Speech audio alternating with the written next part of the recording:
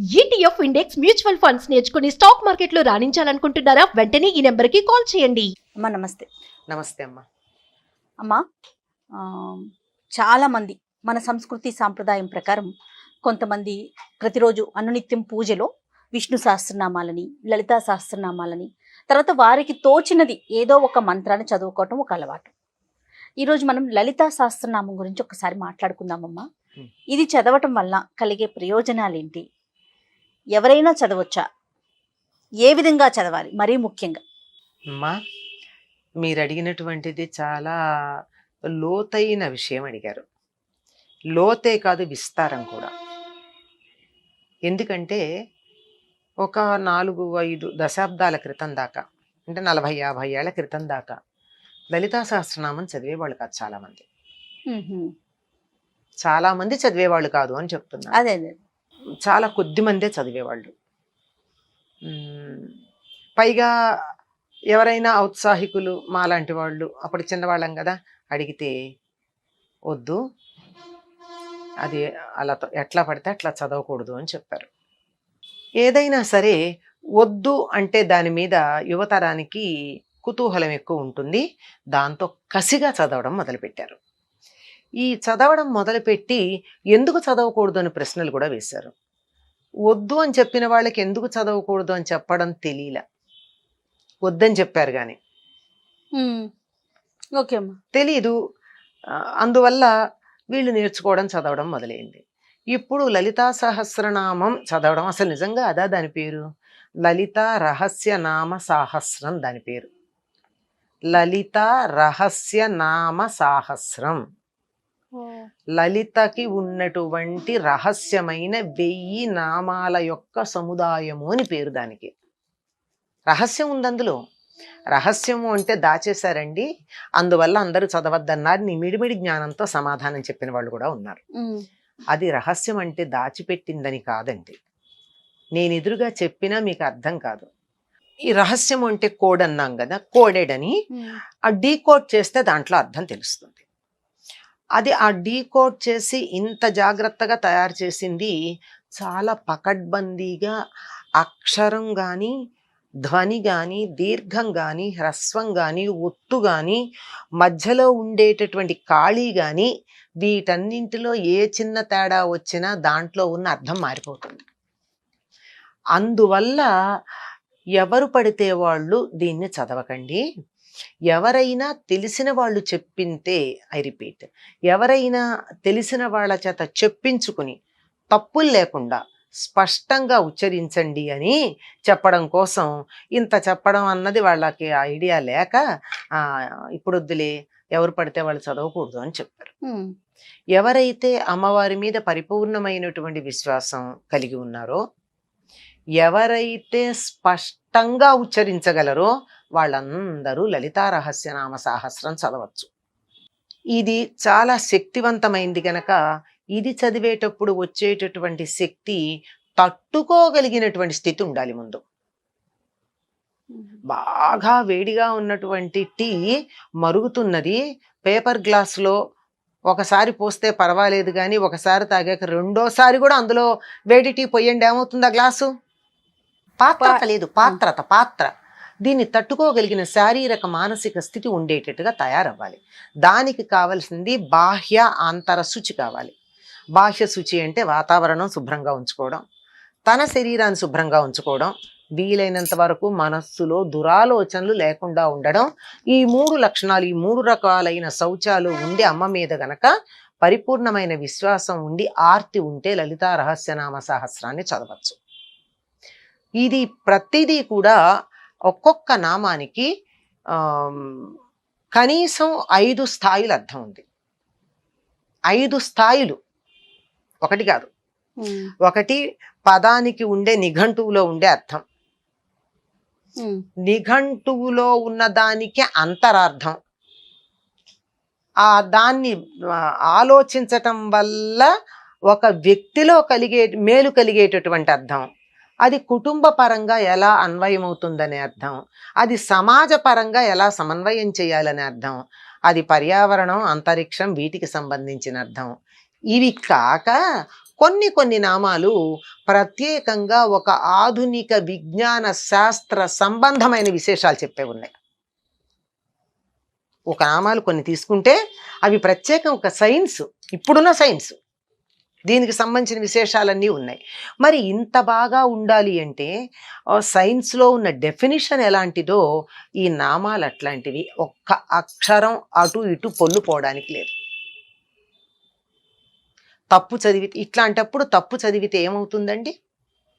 ఇంత జాగ్రత్తగా ఉండాల్సింది. ఒక పరమ భయంకరమైన దోషం నేను చెప్తాను. పరమ దారుణమైన భయంకరమైన పాపభూయిష్టమైన దోషం ఒకటి. అమ్మవారిని దుష్ట దూర, ఇంతవరకు బాగుంది. దురాచార శమని అని కలిపి చదవాలి. కలిపి చదవకుండా బాగుంది 4 అక్షరాల కల్లా మనం బ్రేక్ చేద్దాం, లయ బాగుంటుందని దుష్ట దూర దురాచార శమని దోషవర్జిత అని చదువుతారు. అమ్మవారు దురాచార? తప్పు కాదు, ఆవిడని తిట్టినట్టు కాదు. దురాచార శమని అని కలిపి చదవాలి కానీ దురాచార శమని అని చదవకూడదు కదా. దురాచారం మనము చేస్తున్నాం. అందువల్ల ఇటువంటి దోషాలు లేకుండా ఉండడానికి చితిస్తత్పద లక్ష్యార్థ అనే చోట చితిస్తత్పద అనేది ఎంత జాగ్రత్తగా ఉచ్చరిస్తే సరిపోతుందో ఆలోచించండి. ఈ ఒక్కటి నేర్పడానికి నాకు 5 రోజులు 6 రోజులు పట్టింది, తప్పులు లేకుండా చితిస్తత్పద లక్ష్యార్థ అన్నది నేర్పడం. అంటే ఒక్కొక్కళ్ళని దగ్గర కూర్చోబెట్టుకు నేర్పితే, ఆ విధంగా తప్పులు లేకుండా గనక చదవగలిగినట్టయితే అసలు దానిని మించినటువంటి స్తోత్రం మరొకట్లేదు. మనకున్న అన్ని అష్టోత్తరాలు, సహస్రనామాలు, ఎన్నో సహస్రనామాలు ఉన్నాయి. ఇవన్నీ కూడా పురాణాల్లో ఉన్నవే. ఈ పురాణాలన్నీ కూడా మనకు అందించినటువంటి వాడు వ్యాస మహర్షి. అన్నింటినీ సహస్రనామాలని దీన్ని ఒక్కదాన్నే రహస్యనామ సహస్రం అని ఎందుకన్నాడు? అంత జాగ్రత్తగా ఇందులో సృష్టి రహస్యాలన్నీ ఉన్నాయి.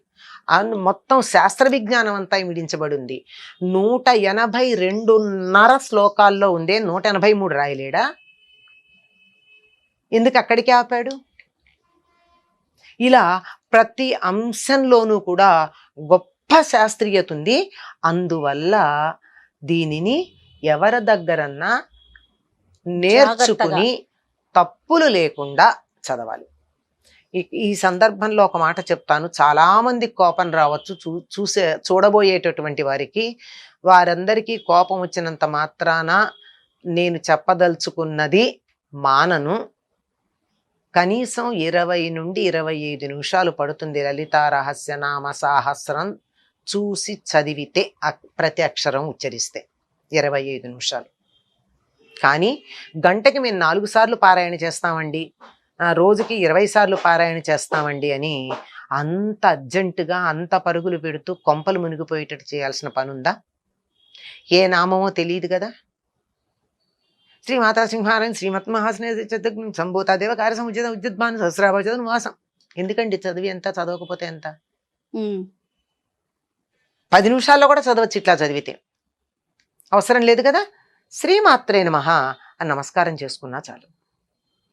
మనస్ఫూర్తిగా త్రికరణ శుద్ధిగా శ్రీమాత్రే నమః అన్నప్పుడు ప్రతి అక్షరం నోటితో ఉచ్చరిస్తూ నా చెవులతో వింటూ నేను అమ్మని గురించి మనసులో తలుచుకుంటే దానికి ఉండేటటువంటి శక్తి రోజుకి 25 సార్లు హడావిడిగా పారాయణ చేసిన దానికన్నా ఉండదు. పారాయణము అంటేనే పారాయణము.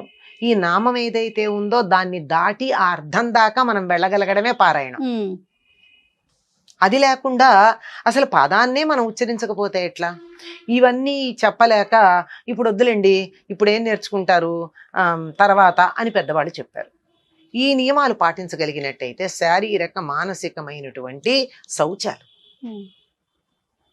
ఉతికిన బట్ట కట్టుకోండి, ఏం పెద్ద మెడక్కర్లా, ఉతికారేసిన బట్ట కట్టుకోండి, విప్పిన బట్ట అవసరం లేదు. మన ఎక్కడ కూర్చుని చదువుతున్నారో అక్కడ శుచిగా ఉండండి.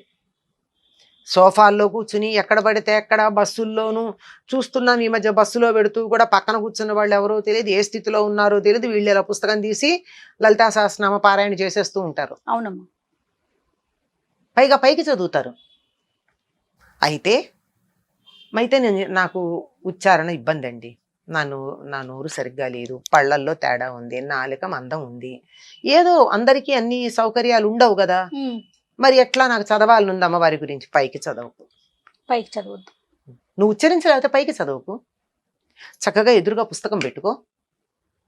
పుస్తకం పెట్టుకుని పెన్సిల్ లెడ్ లేకుండా, కొస లేకుండా, అంటే గీత పడకుండా ఉండేటట్టు, పాయింట్ ఉండేట్టుగా పెట్టుకుని, లేదా అయిపోయినటువంటి రీఫిల్ పెట్టిన బాల్ పెన్ పెట్టుకుని ప్రతి అక్షరం దగ్గర దాన్ని అలా ఆనించుకుంటూ అచ్చు తప్పులు లేకుండా ఉన్న ప్రతి తెచ్చుకుని ప్రతి అక్షరం దగ్గర ఆనించుకుంటూ ముందుకు చదువుకుంటూ వెళ్ళు. పైకి చదవకపోతే నష్టం ఏమిటి? నువ్వు లోపల చదువుకోవచ్చు కదా. ఎప్పుడైతే పైకి ఉచ్చరించావో ధ్వని తరంగాలలో తేడా ఉంటే వాతావరణంలో తేడా వస్తుంది. ఎందుకు చదువుతున్నావు? శక్తి ఉందని కదా చదువుతున్నావు. సరిగ్గా ఉచ్చరిస్తే వాతావరణంలో శక్తి పెరుగుతోంది అని కదా నమ్మావు. నీకు నమ్మకం, ఆ నమ్మకం ఉంటే కదా చదవాలనుకుంటున్నావు. మరి ఉచ్చారణ సరిగ్గా లేకపోతే ప్రతికూలమైన ఫలితం వస్తుందని కూడా అర్థం చేసుకోవాలి కదా ఈ సందర్భంలో. అందువల్ల పైకి చదవకుండా నోట్లో చదువుకుంటూ పెదవ దాటకుండా ప్రతి అక్షరం మిస్ కాకుండా చదువుకోవచ్చు. ఇలాంటి మార్గాలు ఉన్నాయమ్మా. ఇవన్నీ వినే ఓపిక కానీ లేదు. చెప్తుంటే నువ్వెవరు చెప్పడానికి అంటారు. అందుకని ఏకంగా అందరూ చదవకూడదండి అని ఒక మాట అనేసారు. ఒక్క నామం తీసుకుని, ఒక్క నామం చెప్తున్నా, ఒక్క నామం తీసుకుని దానిని తప్పులు లేకుండా గనక జపించినట్టయితే అద్భుతమైనటువంటి ఫలితాలను ఇస్తుంది లలిత రహస్యనామ సహస్రం. ఇందులో ఈ ఫలితం లేదు అని చెప్పడానికి వీల్లేదు. ఏది కోరుకుంటే అది ఇవ్వగలిగినటువంటి కల్పవల్లి లాంటిదే. మీరు ఇంకొక సంగతి గమనించండి. ఎవరింట్లో అయితే ఈ శ్రీ విద్య ఉపాసన ఉందో, ఎవరింట్లో అయితే లలితా రహస్యనామ సహస్ర పారాయణ జాగ్రత్తగా చేస్తారో వాళ్ళ ఇంట్లో అందరూ అందంగా ఉంటారు. మీరు గమనించండి. అమ్మవారు శ్రీమాత అన్న పదానికే మెజర్ చేసేదని అర్థం. కొలతలు బ్రహ్మాండమైన కొలతల్లో ఉంటారు. తల్లి తండ్రి అనాకారులు నల్లగానే ఉంటారు. పిల్లలు మాత్రం చాలా అద్భుతమైన సౌందర్యంతో ఉన్నటువంటి కుటుంబాలు మీకు కనపడతాయి. సందేహం ఏమీ లేదు. అక్కడి నుంచి మొదలు పెడితే తీరని కోరిక అన్నది లేదు. సుఖంగా, సంతోషంగా, ఆనందంగా ఉంటారు.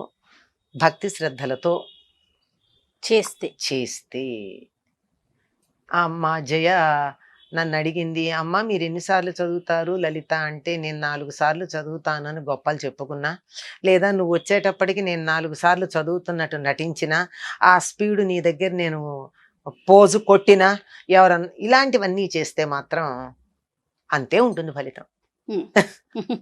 యద్భావం తద్భవతి. అందువల్ల అద్భుతమైనటువంటిదమ్మా. చాలామందికి నా మీద కోపమే ఉంటుంది, నేను ఈ మాటలు చెప్తానని, తప్పులు లేకుండా చదవమంటాను. ఇలాంటి ఉదాహరణలు కొన్ని నేను చెప్పాను. మీరు పారాయణ చేస్తున్నారమ్మా, ఇంతమంది కలిసి చేస్తున్నారు. అమ్మవారిని జాగ్రత్తగా పొగడండి, ఆవిడ్ని తప్పు మాట అనద్దు, నిందించద్దు. ఇటువంటి దోషాలు ఉన్నాయి అని చెప్పినందుకు లలితా సహస్రనామ పారాయణ వాళ్ళు, ఇదంతా కూడా లలితా పారాయణ గ్రూప్ అంటారండి వాళ్ళు పెట్టుకుంది. ఈ లలితా పారాయణ గ్రూపుల్లో వాళ్ళకి నేనంటే కోపమే. దానివల్ల నాకు వచ్చే నష్టమేం లేదు. స్వస్తి. నమస్తే అమ్మా.